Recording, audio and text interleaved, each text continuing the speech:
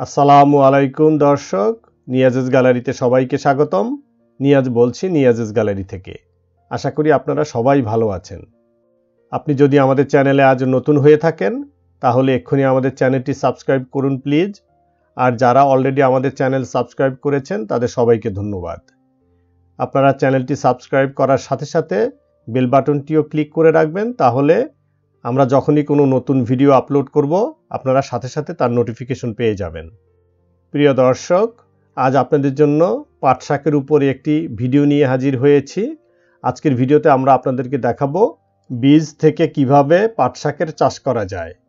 বীজ থেকে পাট শাকের চাষ করার জন্য প্রথমেই আমাদেরকে মাটি প্রস্তুত করতে হবে।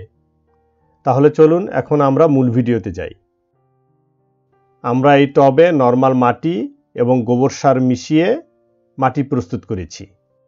3 ভাগ মাটির সাথে 1 ভাগ গোবর সার খুব ভালোভাবে মিশিয়ে নিতে হবে। খেয়াল রাখতে হবে যেন মাটিটা খুব ঝুরঝুরে হয়। প্রথমেই একটু পানি দিয়ে মাটিটাকে ভিজিয়ে নিতে হবে।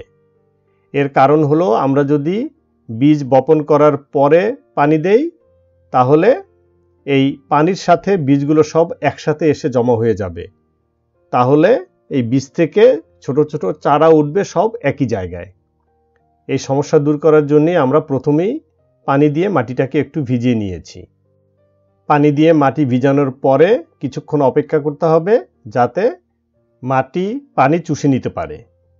দর্শক, এখানে একটি কথা বলে রাখি, এমন টব নিতে হবে যেন এর নিচে ছিদ্র থাকে। ছিদ্র দিয়ে যেন অতিরিক্ত পানি বের হয়ে যেতে পারে। এখন পাটের বীজ এই মাটির উপরে একটু দূরে দূরে বপন করে দিতে হবে। এখন অল্প একটু মাটি দিয়ে সেই বীজগুলোকে ঢেকে দিতে হবে যাতে পাখিরা বীজগুলোকে খেয়ে ফেলতে না পারে। এই অবস্থায় টবটিকে চারা গজানো পর্যন্ত একটু ছায়াযুক্ত জায়গায় রেখে দিতে হবে। এখানে গুরুত্বপূর্ণ বিষয় হলো একদিন পর পর পানি দিতে হবে। কিছুদিন পর বীজ থেকে চারা উঠে গেছে। চারাগুলো আস্তে আস্তে বড় হচ্ছে। এই অবস্থায় আমাদের কিছু পরিচর্যা করতে হবে।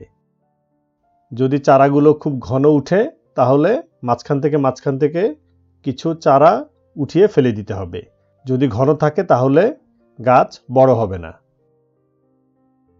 চারার আশেপাশে যদি কোনো আগাছা থাকে সেগুলোকে সাথে সাথে পরিষ্কার করে ফেলতে হবে, কারণ আগাছা মাটি থেকে পুষ্টির কিছু অংশ খেয়ে ফেলে, ফলে চারার পুষ্টির অভাব হওয়ার সম্ভাবনা থাকে। একটি নিড়ানি দিয়ে চারার গোড়ার মাটিটাকে একটু আলগা করে দিতে হবে। খেয়াল রাখতে হবে যেন চারার শিকড় নষ্ট হয়ে না যায়। গোড়ার মাটিটাকে নরম করে দিলে গাছের শিকড় খুব সহজে বৃদ্ধি লাভ করতে পারে, এবং গাছের শিকড় সহজে বৃদ্ধি লাভ করলে গাছও খুব সুন্দরভাবে বেড়ে উঠবে। প্রতিদিন গাছের গোড়ায় পর্যাপ্ত পরিমাণে পানি দিতে হবে। খেয়াল রাখতে হবে যেন পানির পরিমাণ বেশিও না হয় এবং কমও না হয়। পানি দেওয়ার পরিমাণ যদি কম হয় তাহলে পানির অভাবে গাছ মরে যাওয়ার সম্ভাবনা থাকবে। এছাড়া পানি দেওয়ার পরিমাণ যদি খুব বেশি হয় তাহলে অতিরিক্ত পানি গাছের গোড়ায় জমে থেকে গাছের শিকড় নষ্ট করে দিতে পারে, আর গাছের শিকড় নষ্ট হলে গাছ মরে যাওয়ার সম্ভাবনা থাকবে।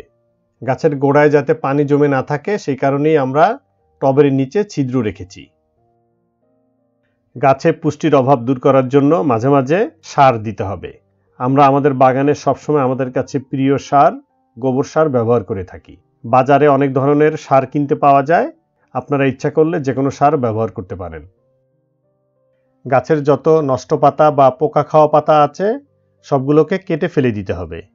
সাথে নিচের দিকের যত পাতা আছে সবগুলোকে কেটে ফেলে দিবেন। তাহলে গাছে পর্যাপ্ত সূর্যের আলো এবং বাতাস চলাচল করতে সুবিধা হবে। আর পোকা খাওয়া পাতাগুলোকে কেটে না দিলে সেই পোকা গাছের অন্য পাতাকেও নষ্ট করে দিবে। গাছের গোড়ায় মাটির অভাব হলে মাঝে মাঝে গোড়ায় মাটি দিয়ে দিতে হবে।